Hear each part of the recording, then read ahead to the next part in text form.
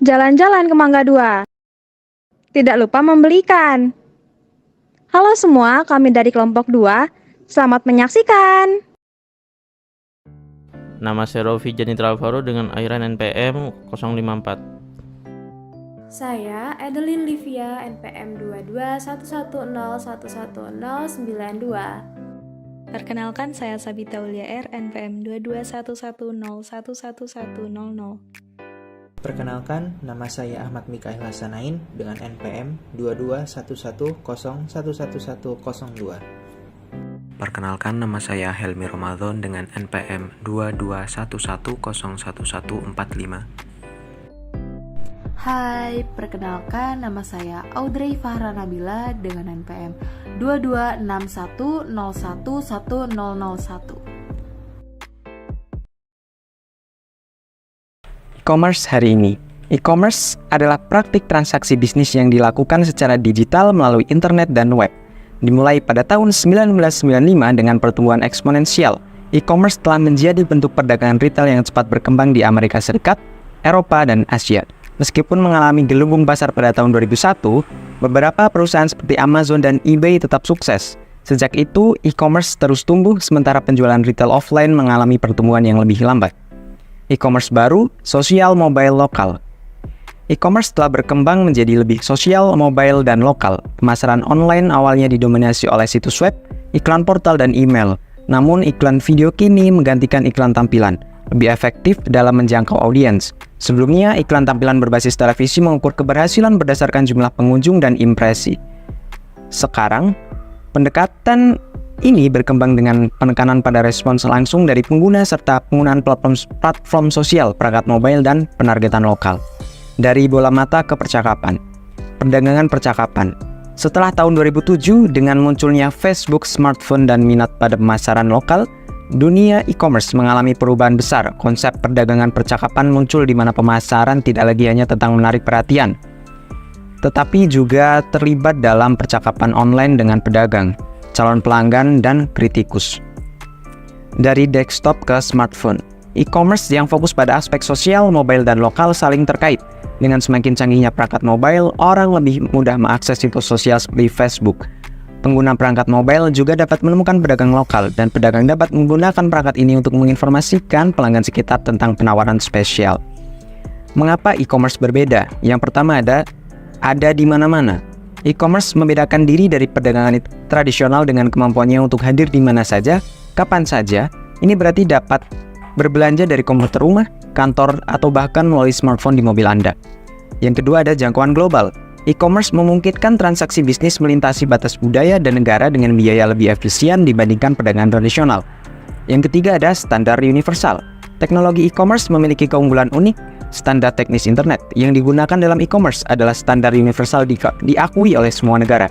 Ini memungkinkan komputer di seluruh dunia untuk terhubung tanpa memperdulikan platform teknologi yang digunakan. Universalitas standar teknis internet dan e-commerce mengurangi biaya masuk pasar untuk pedagang dan juga mengurangi usaha konsumen dalam mencari produk yang sesuai. Kekayaan informasi. Kekayaan informasi mengacu pada kompleksitas dan isi pesan. Pasar tradisional dan toko retail kecil memiliki kekayaan informasi karena dapat memberikan layanan personal secara langsung.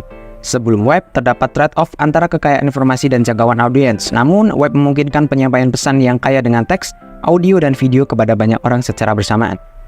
Yang selanjutnya ada interaktivitas. E-commerce bersifat interaktif, memungkinkan komunikasi dua arah antara pedagang dan konsumen, serta interaksi antar konsumen melalui situs web dan aplikasi mobile.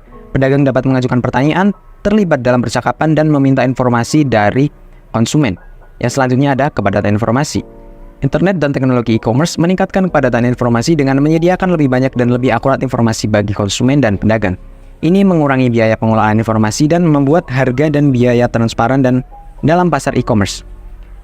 Yang selanjutnya ada personalisasi atau kustomisasi. Teknologi e-commerce memungkinkan personalisasi dan kustomisasi. Pedagang dapat menyampaikan pesan pemasaran yang disesuaikan dengan perilaku, minat, dan pemilihan masa lalu konsumen. Mereka dapat mengubah produk atau layanan berdasarkan preferensi pengguna. Dengan interaktifnya e-commerce, data konsumen dapat dikumpulkan dan digunakan untuk menyajikan penawaran yang lebih relevan, menciptakan pengalaman belanja yang lebih personal dan sesuai dengan kebutuhan individu. Yang terakhir ada teknologi sosial, pembuatan konten penggunaan, dan jaringan sosial. Internet dan teknologi e-commerce memungkinkan pengguna untuk membuat dan berbagi konten seperti teks, video, musik, dan foto dengan teman-teman dan komunitas global. Nah, konsep-konsep utama dalam perdagangan elektronik, pasar digital, dan barang digital di pasar global. Pasar digital dan teknologi e-commerce mengubah cara bisnis dilakukan secara global. Internet menciptakan pasar digital di mana orang dapat bertukar informasi secara instan dan gratis. Ini mengurangi ketidaksimetrisan informasi antara penjual dan konsumen, memperbolehkan konsumen membandingkan harga dan produk dengan mudah. Pasar digital juga memungkinkan penyesuaian harga dinamis berdasarkan permintaan dan kondisi pasar, memungkinkan penjual mengoptimalkan keuntungan. Selain itu, pasar digital memungkinkan penjualan langsung kepada konsumen tanpa melalui perantara, mengurangi biaya transaksi dan meningkatkan keuntungan perusahaan. Namun, perubahan ini juga bisa menyebabkan penundaan dalam memperoleh produk karena pengiriman, tergantung pada jenis barang atau layanan. Disintermediasi, menghilangkan perantara dalam rantai distribusi, dapat meningkatkan efisiensi dan mengurangi biaya meskipun terkadang memunculkan perantara baru dalam bentuk platform e-commerce. Yang selanjutnya ada barang digital. Pasar digital internet memungkinkan penjualan barang digital seperti lagu, video, perangkat lunak, surat kabar, majalah, dan buku. Barang digital adalah karya intelektual yang dilindungi oleh hukum hak cipta dan dapat disampaikan melalui jaringan digital. Selanjutnya ada e-commerce business dan revenue models. Apa sih e-commerce business dan revenue model itu? E-commerce sendiri adalah kombinasi yang menarik dari model bisnis dan teknologi baru dengan teknologi informasi. Revenue models atau pendapatan adalah uang yang diterima bisnis melalui layanan atau produk yang diberikan bisnis kepada konsumen. Bisnis menggunakan e-commerce sebagai metode elektronik untuk menghasilkan pendapatan. Dengan menggunakan aplikasi seluler dan internet, bisnis dapat meningkatkan pendapatan dan menyediakan platform yang mudah bagi konsumen untuk berbelanja. Salah satu keuntungan e-commerce adalah bisnis dapat menghasilkan pendapatan secara global. Nah, selanjutnya ada jenis-jenis e-commerce. Ada banyak sekali cara untuk mengklasifikasikan transaksi perdagangan elektronik. Salah satunya adalah dengan melihat sifat dari para pelanggan. Ada 3 perdagangan elektronik terutama dalam kategori e-commerce. Yang pertama ada bisnis ke bisnis adalah B2B, dan bisnis ke konsumen yaitu B2C, dan konsumen ke konsumen yaitu C2C. Selanjutnya ada model bisnis e-commerce. Perubahan dalam ekonomi informasi yang dijelaskan sebelumnya telah menciptakan kondisi munculnya model bisnis yang sama sekali baru dan sekaligus menghancurkan model bisnis lama. Semua dengan satu atau cara yang lain untuk menggunakan internet termasuk aplikasi di perangkat seluler untuk menambah nilai ekstra pada produk yang ada dan layanan, atau untuk memberikan dasar bagi produk dan layanan baru. Selanjutnya ada model bisnis e-commerce. Model bisnis e-commerce itu sendiri banyak jenisnya. Yang pertama ada e-tailer. E-tailer sendiri menjual produk fisik langsung ke konsumen atau untuk bisnis individu. Contohnya ada Amazon dan Farfetch. Yang kedua ada transaction broker. Transaction broker sendiri menghemat uang dan waktu pengguna dengan memproses transaksi penjualan online dan menghasilkan biaya setiap kali transaksi terjadi. Contohnya ada eTrade.com dan Booking.com. Yang ketiga ada market creator. Menyediakan lingkungan digital tempat pembeli dan penjual bertemu, mencari produk dan menampilkan produk, dan menetapkan harga untuk produk-produk tersebut. Dapat melayani konsumen atau B2B pada pelayanan e-commerce dan menghasilkan pendapatan dari biaya transaksi. Contohnya ada eBay, Exostar, dan Elemika. Yang keempat ada content provider. Content provider sendiri menciptakan pendapatan dengan menyediakan konten digital seperti berita, musik, foto, atau video melalui web. Pelanggan dapat membayar untuk mengakses konten atau pendapatan dapat dihasilkan oleh penjualan ruang iklan. Contohnya ada VT.com, Alami, Apple Music, dan MSN Games. Yang kelima ada community provider. Community provider sendiri menyediakan tempat pertemuan online di mana orang-orang dapat berkumpul dengan minat yang sama dan dapat berkomunikasi dengan menemukan informasi yang berguna. Contohnya ada Facebook, Twitter, Instagram, dan lain-lain. Yang keenam ada portal providers. Menyediakan titik awal masuk ke web bersama dengan konten khusus dan layanan lainnya. Contohnya Yahoo, MSN, dan AOL. Yang ketujuh ada service provider. Service provider sendiri merupakan layanan yang menyediakan aplikasi seperti berbagi foto, berbagi video, dan konten buatan pengguna sebagai layanan. Menyediakan layanan seperti online, penyimpanan, dan pencadangan data, contohnya adalah Google Docs, Photobucket.com, dan Dropbox. Selanjutnya ada revenue e-commerce models. Revenue models atau model pendapatan perusahaan menggambarkan bagaimana perusahaan akan memperoleh pendapatan, menghasilkan laba, dan investasi yang unggul. Meskipun banyak e-commerce, model pendapatan telah dikembangkan, sebagian besar perusahaan dapat mengendalikan satu atau beberapa kombinasi. Dari 6 model pendapatan, ada periklan, penjualan, langganan, gratis atau premium, biaya transaksi, dan afiliasi. Tadi revenue dibagi menjadi 6 models. Yang pertama ada advertising revenue models. Dalam model pendapatan iklan, sebuah website akan menghasilkan pendapatan dengan menarik perhatian banyak pengunjung yang kemudian dapat terkena iklan. Yang kedua ada sales revenue model. Dalam model pendapatan penjualan, perusahaan memperoleh pendapatan dengan menjual barang, informasi, atau jasa kepada pelanggan dengan menyediakan konten untuk menghasilkan uang dengan menagih untuk mengunduh seluruh file seperti music track atau iTunes Store atau buku, dan untuk mengunduh streaming music. Yang ketiga ada subscription revenue model, atau dalam model pendapatan langganan, website yang menawarkan konten atau layanan biaya berlangganan dapat mengakses ke beberapa atau semua layanan yang berkelanjutan. Yang keempat ada free atau premium revenue model. Dalam model pendapatan bebas, perusahaan menawarkan layanan dasar atau konten gratis. Apabila pelanggan melakukan pengisian premium, maka akan mendapatkan fitur canggih atau fitur khusus.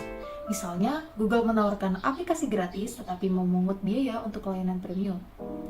Yang kelima ada transaction free revenue model. Dalam model pendapatan ini, biaya transaksi perusahaan dapat menerima biaya atau meningkatkan dan mengeksekusi transaksi. Misalnya, eBay menyediakan sebuah lelang pasar online dan menerima sejumlah biaya transaksi dari penjualan jika penjual sukses dalam menjual barang tersebut. Affiliate revenue model. Dalam model pendapatan afiliasi, website disebut situs web afiliasi.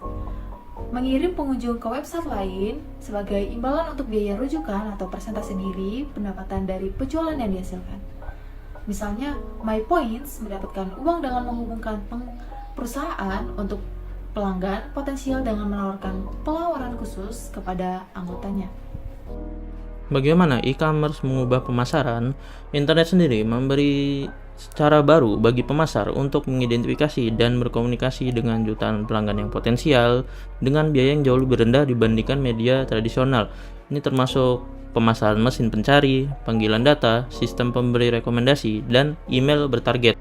Internet juga memungkinkan untuk melakukan pemasaran jangka panjang, serta internet juga memungkinkan pemasar menemukan pelanggan potensial dengan biaya yang lebih murah untuk produk yang permintaannya lebih rendah. Selanjutnya, di sini ada penargetan perilaku.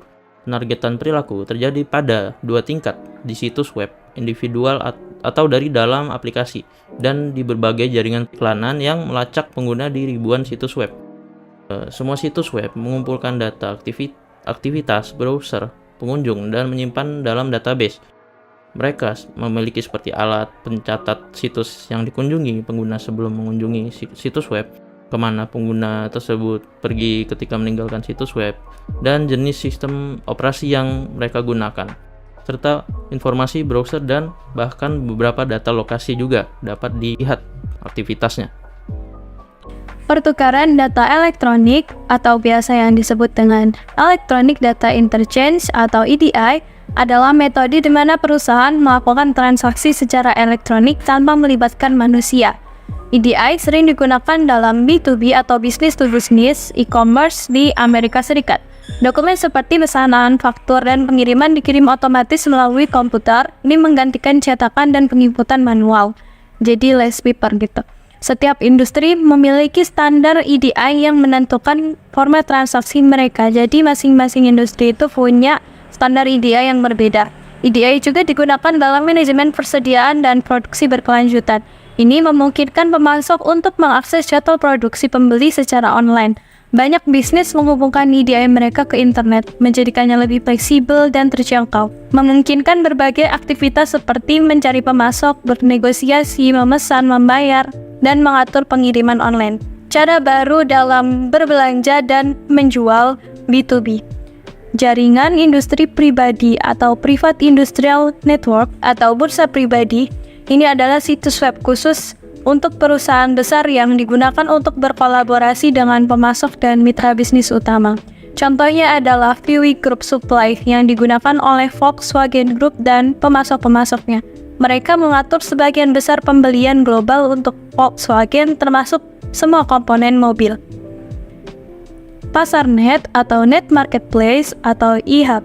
Ini adalah platform online di mana banyak pembeli dan penjual dapat berinteraksi dan bertransaksi. Pasar net dapat dimiliki oleh industri atau menjadi perantara independen. Mereka juga menghasilkan pendapatan dari transaksi dan layanan kepada pelanggan. Ini memungkinkan peserta untuk menentukan harga melalui negosiasi, lelang, atau harga tetap. Ada berbagai jenis pasar net yang melayani berbagai industri dan tipe pembelian. Bursa atau exchange. Bursa adalah platform online yang menghubungkan banyak pemasok dan pembeli untuk transaksi pembelian segera. Mereka sering fokus pada industri tertentu. Contohnya, GoToPaper menghubungkan pembeli dan penjual kertas, karton, dan kerajinan dari berbagai negara. Area utama pertumbuhan mobile e-commerce adalah retail pasar massal seperti Amazon, penjualan konten digital seperti musik, film, acara TV, dan e-book, serta penjualan dalam aplikasi ke perangkat seluler.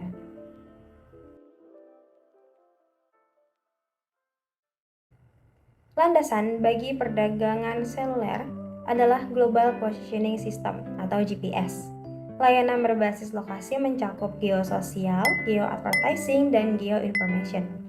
Dengan geososial, kita bisa mengetahui di mana teman-teman kita berkumpul. Dengan geoiklan, kita bisa mengetahui lokasi restoran terdekat. Dan dengan geoinformasi, kita dapat misalnya mengetahui tentang pameran khusus di museum yang kita lewati. Contoh geoinformation adalah Waze, aplikasi maps yang memberikan informasi kecepatan dan arah pengguna. Yang membedakan Waze yaitu dia memperoleh informasi dari pengguna yang melaporkan kecelakaan, keadaan jalan, alat pengukur kecepatan, rekomendasi pom bensin, dan sebagainya. Kemudian ada geoadvertising.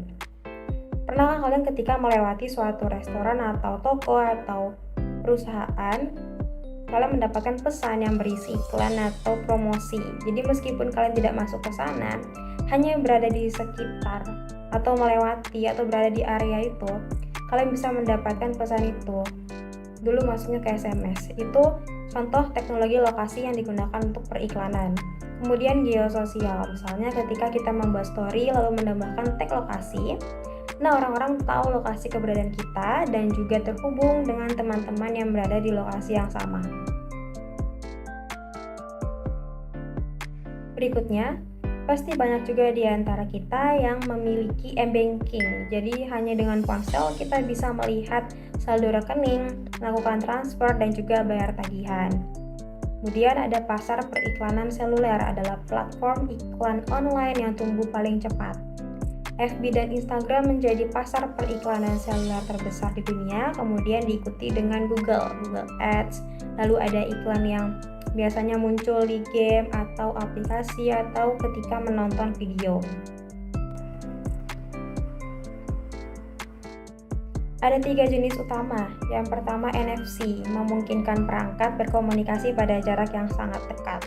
Contohnya Google Pay atau Samsung Pay. Jadi menempelkan belakang perangkat pada terminal pembayaran atau bisa juga digunakan untuk mengecek saldo berisi ataupun PAS. Kemudian ada QR code. Sudah banyak juga pasti mengetahui QR code. Ini ada barcode-nya, kemudian di-scan lalu melanjutkan proses pembayaran. Ketiga ada peer-to-peer, mentransfer dana ke akun orang lain di platform yang sama melalui internet.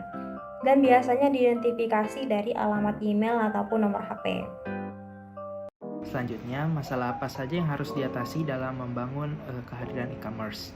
Membangun kehadiran e-commerce yang sukses membutuhkan pemahaman yang mendalam tentang bisnis, teknologi, dan juga isu sosial serta pendekatan yang sistematis. Saat ini kehadiran e-commerce bukan hanya sebagai situs web perusahaan saja, namun juga mencakup situs jejaring sosial atau sosial media seperti Facebook, Instagram, Twitter, dan lain sebagainya, dan aplikasi-aplikasi pada smartphone tempat konsumen mendapat banyak akses layanan.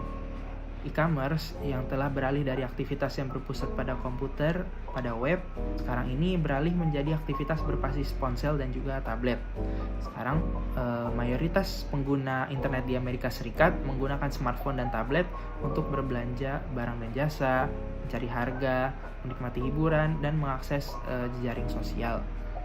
Para pengguna menggunakan berbagai perangkat sepanjang hari untuk banyak aktivitas, seperti berinteraksi dengan teman-teman, men-tweet, atau sekedar membaca blog saja. Setiap aktivitas ini merupakan kesempatan bagi para produsen atau perusahaan untuk berhubungan atau menjalin komunikasi dengan para pelanggan, dan perusahaan perlu mempertimbangkan bagaimana mereka dapat membangun kehadiran di berbagai platform online ini.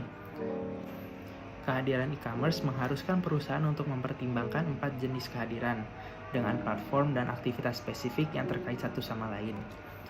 Seperti yang tertera, terdapat website yang platformnya bisa diakses melalui seperti komputer, atau mobile phone, atau tablet.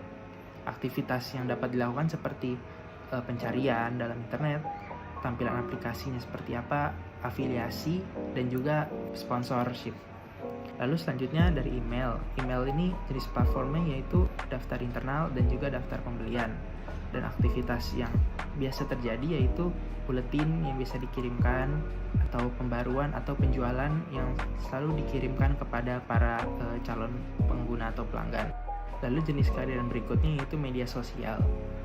Terdapat beberapa platform yang sehari-hari kita gunakan seperti Facebook, Instagram, Twitter, WhatsApp, dan juga lain-lainnya. Dan aktivitas yang biasa terjadi yaitu percakapan antar pengguna, keterlibatan antar pengguna, dan juga biasa terjadi berbagi saran. Lalu pada jenis kehadiran media luring, beberapa platform diantaranya seperti media cetak, TV, dan juga radio yang sangat umum bagi kita. Biasanya aktivitas yang terjadi yaitu edukasi yang mereka berikan, exposure, dan juga terdapat branding merek yang sering mereka bagikan dalam media tersebut. Kerangka waktu sangat membantu dalam mengembangkan kehadiran e-commerce dengan membagi proyek ke dalam sejumlah fase yang lebih kecil. Sebagai contoh, terdapat ilustrasi timeline selama 1 tahun bagaimana pengembangan kehadiran e-commerce untuk perusahaan baru yang dikhususkan untuk fashion remaja. Pada fase yang pertama, fase perencanaan, mereka melakukan penggambaran web, bagaimana mereka akan membuat, menampilkan, dan juga mereka menentukan SDM apa saja yang mereka butuhkan untuk membangun web tersebut, dan tujuannya yaitu pernyataan misi web. Dan pada fase yang kedua, pengembangan situs web, mereka mencari konten, mengembangkan desain situs mereka, mengatur hosting, atau menyimpan data website agar bisa diakses secara online, dan juga tidak lupa menciptakan tampilan yang nyaman bagi pengguna dengan tujuan mencari situs web. Dan tahap yang selanjutnya, implementasi web. Aktivitas yang dilakukan yaitu mengembangkan kata kunci agar apa yang mereka tampilkan bisa muncul pada calon pengguna mereka. Fokus pada pengoptimalan search engine dan mengidentifikasi sponsor potensial. Lalu tahap selanjutnya, rencana media sosial. Mengidentifikasi platform dan konten sosial yang sesuai untuk produk dan layanan perusahaan tersebut agar konten yang mereka bangun untuk perusahaan tersebut dapat tersampaikan dengan baik kepada calon pengguna. Lalu implementasi media sosial, mereka mengembangkan kehadiran sosial media mereka dengan sosial media yang sudah ada sekarang. Dengan tujuannya kehadiran media sosial ini berfungsi dengan baik untuk menyampaikan produk mereka. Dan juga tahap ke-6, paket seluler, mengembangkan paket seluler, mempertimbangkan opsi untuk memindahkan situs web ke smartphone. Study Case Nasional. PT Trivoli Kaya Karya menerapkan strategi bisnis di era globalisasi terutama menghadapi MEA atau Masyarakat Ekonomi ASEAN dengan penerapan pemasaran menggunakan e-bisnis dengan konsep B2B. Konsep B2B mempunyai tujuan jangka panjang demi kelangsungan perusahaan. PT Trivoli berusaha membangun sistem yang lebih kuat dan tahan lama dengan para mitra bisnisnya terutama para customer yang baik dari luar negeri maupun dalam negeri. Strategi bisnis yang dibangun oleh PT Trivoli merupakan langkah yang tepat berdasarkan evaluasi internal perusahaan yang mana di tengah gejolak ekonomi dunia yang dianggap serius dan cukup mengganggu bagi kestabilan ekonomi setiap negara. Di sisi lain, perusahaan cukup stabil bahkan omset perusahaan naik dari tahun sebelumnya. Pertumbuhan dan pertambahan jumlah customer juga bertambah. Loyalitas dan kepercayaan customer dapat dibuktikan dengan repeat order yang berkesinambungan. Turunnya nilai klaim juga menjadi parameter keberhasilan PT Trivoli dalam membangun konsep bisnis menggunakan B2B. Kunci yang menjadikan keberhasilan penerapan e-bisnis pada PT Trivoli Kaya Karya adalah kemauan dan prinsip manajemen yang tetap fokus terhadap pemasaran dengan pemanfaatan teknologi informasi. Study Case International. Amazon adalah perusahaan online terbesar di dunia. Jeff Bezos, kepala eksekutif saat ini, yaitu CEO dan founder, mendirikan perusahaan tersebut pada tahun 1994 sebagai toko buku online. Organisasi ini telah berkembang dan sekarang menjual lebih dari 300 juta produk di berbagai kategori. Perusahaan ini menggunakan Amazon Retail, Amazon Web, dan Amazon Marketplace dalam organisasi retailnya. Di Amazon Retail, organisasi pembelian dan penyimpanan inventaris di pusat distribusinya yang berbasis di US. Layanan web Amazon memerlukan platform komputasi awan yang memfasilitasi server virtual dan penyimpanan online. Amazon Marketplace memerlukan pencatatan item oleh penjual pihak ketiga di situs web perusahaan setelah membayar biaya untuk Amazon.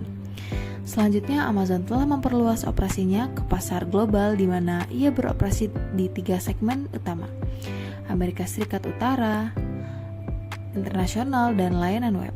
Pada tahun 1997, Amazon memiliki $1.050 juta pendapatan yang tumbuh menjadi $3,9 miliar pada tahun 2002 dan $125,56 miliar pada tahun 2020. Ikan cepat, ikan gabus. Makin cepat, makin bagus. Terima kasih.